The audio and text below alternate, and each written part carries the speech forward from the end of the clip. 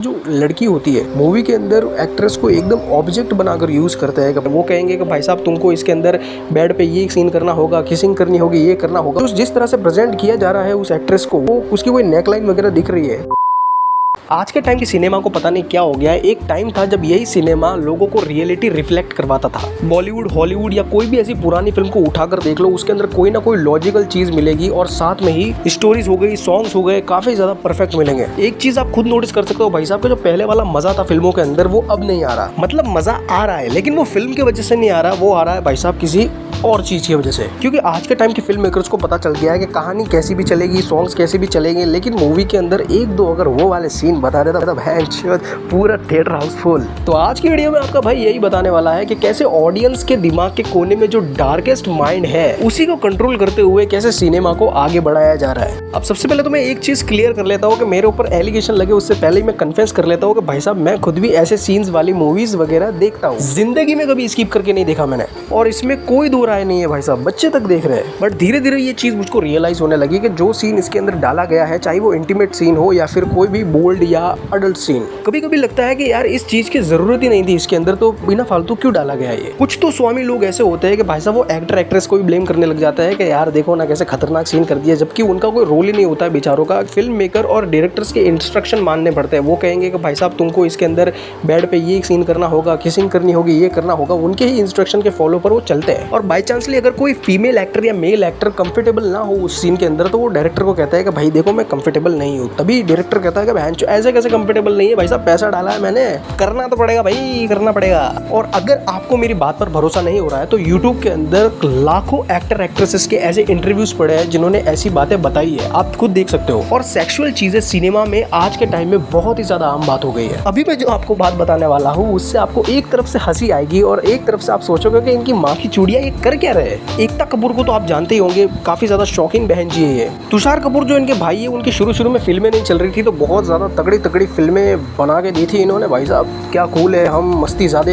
हालांकि पॉइंट ये नहीं है कि ऐसी फिल्में इन्होंने बनवाई क्यों, सारी फिल्में भोली भाली होगी तो गर्म वाली फिल्में कौन सी होगी। लेकिन एकता कपूर ने ये चीज रिपीटेशन मोड में डाल दी। जब उनके प्रोडक्शन हाउस से कुछ फिल्में निकली थी जैसे कि क्या कूल है, हम 1 2 3, मस्ती ज़्यादा, रागिनी MMS, हेट स्टोरी, उसके बाद में श्रीमती एकता जी को लगा कि यार इनको तो ऐसे कंटेंट देखने में मजा आ रहा था, क्यों ना इनका परमानेंटली जुगाड़ कर लेते हैं। जिसके बाद में इन्होंने लाया ALT बालाजी नाम का ऐप। उसके अंदर जो मूवीज और वेब सीरीज देखने को मिलती थी यार, मूड सेट हो जाए यार हर किसी का। लेकिन उस ऐप के अंदर जो मूवीज और वेब सीरीज आ रही थी वो बहुत ही ज्यादा ओवर द बोल्ड हो रही थी, जिसकी वजह से इस ऐप को बैन भी करना पड़ा।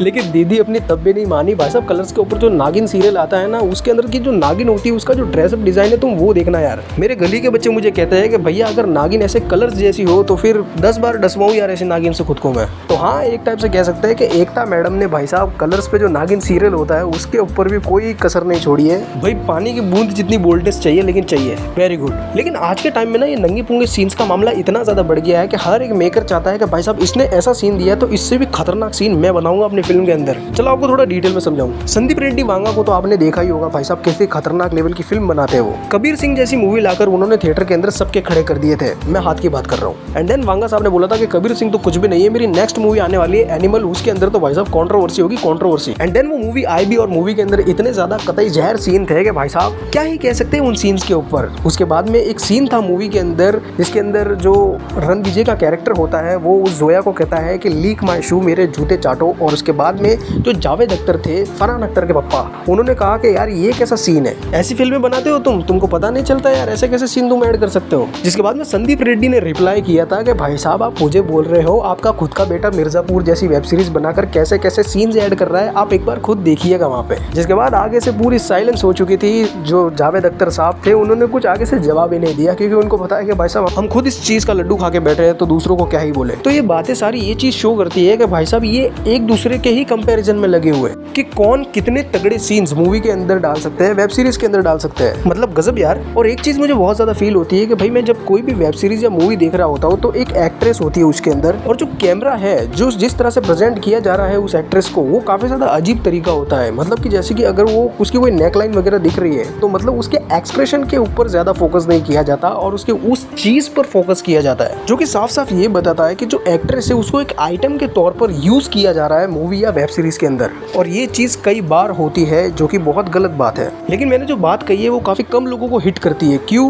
क्योंकि ज्यादातर लोग सिर्फ कंटेंट कंज्यूम करने में रहते हैं, जो कि सभी लोग करते हैं। लेकिन मेरे हिसाब से नॉर्मल इंसान को एक टाइम के बाद में रियलाइज हो जाता है कि यार ये जो भी चीज है ये अब ओवर होने लग गई है। और ये चीज ऐसी नहीं है कि भाई साहब आज के टाइम में ये ज्यादातर हो रही है। पहले के टाइम में 90s में भी ये चीज हुआ करती थी, लेकिन उस टाइम लोगों के सामने ये चीजें आया नहीं करती थी। जिन पुराने फिल्म मेकर्स और एक्टर्स की हमारी मम्मियां तारीफ करती है वो भी कोई कम नहीं थे। बॉलीवुड के कपूर फैमिली की यही फोटो देख लो यार, जिसके अंदर बहुत बड़ी कोई फिल्म की पार्टी थी, जिसके अंदर तुम देख ही सकते हो कि कैसा माहौल बना हुआ है। तो हाँ भाई, जो एक्ट्रेस है उसको शुरू से ही एक ऑब्जेक्ट के तौर पर यूज किया जाता है ज्यादातर फिल्मों में। और इस चीज का परफेक्ट एग्जांपल आप देख सकते हैं द डर्टी पिक्चर के अंदर। कुछ अच्छे डायरेक्टर्स भी होते हैं जो ऐसी रियलिटीज को फिल्म के तौर पर लोगों को सामने लाते हैं। लेकिन दिमाग में एक बात और आती है कि यार अब ये चीजें शुरू तो हो चुकी है, क्या ये कम ज्यादा हो सकती है फ्यूचर के अंदर? तो इसका साफ जवाब है कि ये चीजें और भी ज्यादा बढ़ेगी, क्योंकि ऐसे बोल्ड कंटेंट्स ने लोगों के दिमाग पर कंट्रोल पा लिया है। और क्योंकि अब लोगों को ऐसी चीजें पसंद आती है तो कंटेंट इससे भी ज्यादा आएगा। डिमांड धीरे धीरे बढ़ती ही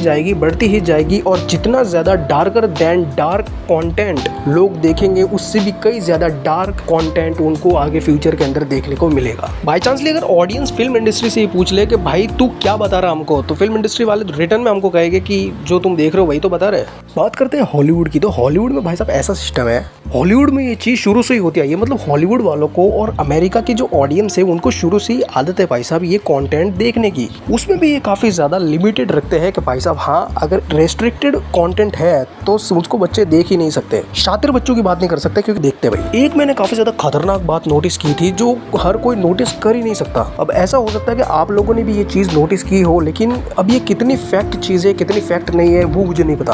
देखो, इंडियन सिनेमा की बात कर लो, अमेरिकन सिनेमा की बात कर लो, या फिर कोरिया, जापानीज, कोई भी भाई, प्रोडक्शन हाउस का बहुत ज्यादा फर्क पड़ता है। अगर प्रोडक्शन हाउस बड़े लेवल का है लाइक मार्वल, तो वहां से इतनी बोल्ड फिल्में आती नहीं है। लेकिन अगर प्रोडक्शन छोटा हो, बजट छोटा हो, तो भाई साहब ये अमेरिका वाले भी कुछ कम नहीं है। ये क्या करते हैं कि बोल्ड सीन्स ज्यादा डाल देते हैं, मतलब पूरी कहानी बोल्ड कर देते हैं। मैंने हॉलीवुड की जितनी भी वेब सीरीज या फिल्में देखी है उनके अंदर एक चीज कॉमन है, अगर उनका प्रोडक्शन हाउस बड़ा है तो भाई साहब उस कंटेंट में वो वाली चीजें लिमिटेड तरीके से दिखाई जाएगी स्टोरी को पोर्ट्रे करते हुए। लेकिन वहीं पे प्रोडक्शन छोटा है या बजट छोटा है तो भाई साहब मूवी को मतलब स्टोरी से हटाकर एकदम उसी चीज में घुसा देंगे, जो कि गलत बात नहीं है अमेरिका के अंदर, क्योंकि अमेरिका की जो ऑडियंस है भैंचो वो है मैच्योर। और इंडिया की कंडीशन 2026 में कैसी चल रही है तुम देख सकते हो। अमेरिका के अंदर अगर किसी बच्चे के मुंह से निकल जाए ओ ये सेक्स, तो वहाँ पे 4 लोग एक मैच्योर डिस्कशन करेंगे, हाँ तुम किस बारे में बात कर रहे हो, क्या तुम्हारी गर्लफ्रेंड वगैरह बनी है या फिर शादी के बाद करने का प्लान है तुम्हारा। लेकिन यही चीज अगर इंडिया के अंदर हो गई हो तो पहले तो उस आगे वाले बंदे की टूटती है टांग, 70 टाइप की भाषाओं में उसको गालियां ठोकी जाएगी और उसके कैरेक्टर को भी ब्लेम किया जाएगा। चलो इन सब बातों को छोड़ते हैं और वापस से मुद्दे पे आते हैं। ऐसे बोल्ड और सेक्सुअल सीन्स बनाने में जिन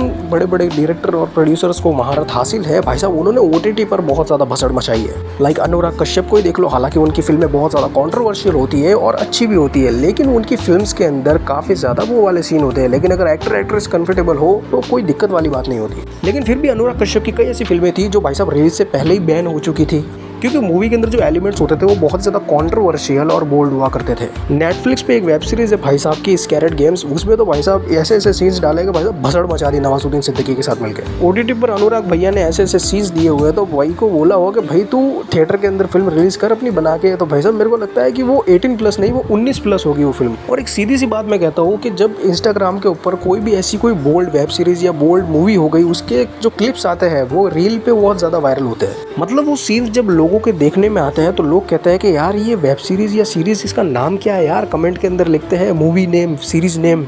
और कोई कोई तो इतना ज्यादा करामाती आदमी होता है कि डायरेक्ट वो बाथरूम में घुसता है, वो क्लिप देखते हुए भाई साहब शैम्पू निकाल देता है। तो मैं ये कह रहा हूँ कि जो एडिटर जो होते हैं, जो ऐसी रील्स एडिट करते हैं, उनका क्या हाल होता होगा भाई, सैल्यूट है यार उनको। अब भाई मेन बात ये आती है कि क्या ये जो सारी चीजें हो रही है, जो अडल्ट बोल्ड सीन्स आ रहे हैं, जो मूवीज इस ढंग की बन रही है, क्या उससे कुछ ज्यादा इफेक्ट पड़ सकता है? इसका जो आंसर है वो काफी ज्यादा कॉमन सा है। देखो ऐसा है है कि लोगों को पसंद आते हैं बोल्ड सीन्स, सेक्सुअलाइजेशन वाले सीन्स, जो दिमाग के अंदर एक अलग ही लेवल का डोपामिन फोड़ता है। और अगर फिल्म मेकर्स ऐसी फिल्म या वेब सीरीज बनाना भी कम कर दे तो भी इससे कुछ फर्क नहीं पड़ने वाला, क्योंकि लोगों के दिमाग में अब ये चीज़ छा चुकी है भाई साहब। लोगों को अगर वेब सीरीज के अंदर ये सीन नहीं आ रहे या फिर किसी मूवी के अंदर ऐसा कैसा कोई सीन देखने को नहीं मिलता, चीटी जितना भी बोल्ड सीन उनको हर एक मूवी के अंदर चाहिए, बिकॉज अब उनको आदत हो गई है। ह्यूमन माइंड ऐसा ही होता है। देखो, जब हम बच्चे होते हैं तो हमारा दिमाग जो होता है वो कार्टून देखने तक ही सीमित रहता है कि हम कार्टून देखते हैं, हाँ यार कार्टून में हम ये देखते हैं वो देखते हैं। देन धीरे धीरे हम शिफ्ट होते हैं सिनेमा की तरफ, सिनेमा देखते हैं हम अच्छी वाली बुरी वाली, और आज के टाइम में कैसा बोल्ड सिनेमा देखने को मिल रहा है वो तुम खुद देख रहे हो। तो बस लोगों को अब इसी बोल्ड सिनेमा की आदत हो चुकी है। मुझे बुरा इसलिए लगता है, पर्सनली मैं अपनी बात बता रहा हूँ, और ये बात मैं हर किसी को ब्लेम करते हुए नहीं कह रहा, मैं अपने ऊपर ही लेकर कह रहा हूँ कि जो भी कुछ डायरेक्टर्स और मेकर्स ऐसे होते हैं कि भाई साहब वो जो लड़की होती है मूवी के अंदर एक्ट्रेस को एकदम ऑब्जेक्ट बनाकर यूज करते हैं कि भाई साहब उसका शरीर दिखाना है, उसको बोल्ड चीजें करवानी है, एंड जिससे कि क्या है ऑडियंस अट्रैक्ट होगी, अटेंशन ग्रैब होगा। और अगर कोई सीधी सादी एक्ट्रेस भी होगी तो उसको फिर इस चीज की आदत हो जाती है भाई साहब। जैसे कि श्वेता बासु प्रसाद को ही आप देख लेना, उसके ऊपर ऐसे ऐसे सेक्सुअल एलिगेशन लगे थे कि आप खुद मतलब बिलीव नहीं कर पाओगे। मैं इस वीडियो में उसकी बात नहीं करूंगा वरना वीडियो लंबी हो जाएगी यार, आप टाइम निकाल के खुद सर्च करके देखियो। अगेन मैं आपसे ये बात कह रहा हूँ कि जो बोल्ड सिनेमा है वो प्रॉब्लम नहीं है, प्रॉब्लम है सिनेमा के अंदर होने वाली ओवर सेक्सुअलाइज्ड चीजें। लाइक अगर कोई ऐसा इंसान है जो शुरू से ही सिनेमा को फॉलो करता आया है, जो फिल्मों के अंदर होता है वो अपने रियल लाइफ के अंदर उतारने की कोशिश करता है, तो वो इंसान कैसा हो जाएगा तुम सोच के बताओ एक बार। वापस जो एक फीमेल आर्टिस्ट होती है उनको एक ऑब्जेक्ट के तौर पे कई बार यूज किया जाता है, उनके अंदर के टैलेंट को नहीं दिखाया जाता यार। लाइक तुम श्रद्धा कपूर को ही देखो, कितनी जबरदस्त एक्ट्रेस है यार वो, लेकिन फिल्म मेकर्स के दिमाग में अब एक चीज बैठ चुकी है कि भाई साहब पब्लिक को पसंद आते हैं नंगे पुंगे वाले सीन। तो फिल्म हो सीरीज हो, उसको जितना ज्यादा एक्सट्रीमली बोल्ड बनाया जाए उतना वो काम करेगी और लोगों को पसंद आएगी। ऐसी सोच हो गई है हमारे आज के टाइम के फिल्म मेकर्स की। और एक टाइप से देखा जाए तो फिल्म के अंदर यही आइडिया बहुत टाइम से, सालों साल से चलता आया है। जैसे कि भाई साहब और कोई फिल्म है, वो फिल्म नहीं चलेगी तो उसके अंदर एक्सट्रीमली बोल्ड सीन डालो जिससे लोगों के अंदर अटेंशन ग्रैब होगी। फिल्म उसकी कहानी से नहीं चलेगी तो उसके सीन्स के बलबूते पे ही चलेगी। अब तुम सनी लियोनी को ही देख लो यार, उसका दूर दूर तक कोई पता ठिकाना था ही नहीं। हालांकि मैं उसको ब्लेम नहीं कर रहा कि भाई साहब उसने कुछ एडवांटेज देकर फिल्में लेनी शुरू की होगी, ऐसा मैं बिल्कुल भी नहीं कह रहा, लेकिन आपके अंदर भी दिमाग है। आप सोच सकते हैं कि भाई साहब सनी लियोनी, जिसको ठीक से हिंदी भी नहीं बोलनी आती थी, लेकिन वो धीरे धीरे इंडियन सिनेमा के अंदर ढल गई। अब सनी लियोनी की प्रोड्यूसर डायरेक्टर से पता नहीं क्या सेटिंग हुई, कोई भी नहीं जानता। और जैसी सनी लियोनी की फिल्म्स है, तुम खुद सोच सकते हो कि यार ऐसा लगता है जैसे कि सनी लियोनी को एक ऑब्जेक्ट के तौर पे ही मूवी में यूज किया जाता है। तो यार जहाँ तक मुझे पता था मैंने सारी बातें बताई है आपको। वैसे आपको क्या लगता है कमेंट बॉक्स के अंदर जरूर बताइएगा। वीडियो को लाइक कर देना, चैनल को सब्सक्राइब कर देना। मिलते हैं अगली जबरदस्त धुआंधार वीडियो के अंदर।